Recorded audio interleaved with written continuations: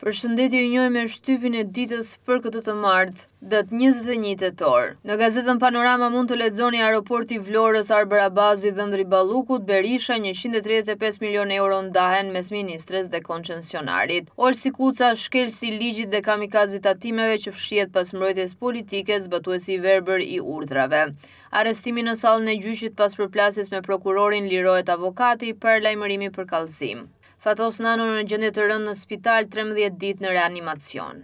Në gazetën Telegraf mund të lexoni të shkrihet Prokuroria e Shqipërisë, hetim le të bëj policia e qeverisë. Identiteti digjital nis në fillim të vitit 2026, jemi një vit para BE-s, kalojmë nga parakesh në transaksionet digjitale, kryeministri Rama. Në gazetën Dita mund të lexoni dje kujtes sot interes, të shohësh historinë me sytë e telenovelave turke.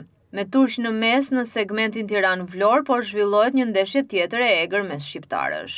Çfarë kanë nxjerrë për herë të parë në dritë zgjedhjet lokale në Maqedoninë e Veriut? Në Panorama Sport mund të lexoni Kërnaja tregon muskujt e Partizanit drejtoi unë. Barcelona City Dortmundi në fushë për të konfirmuar forcën.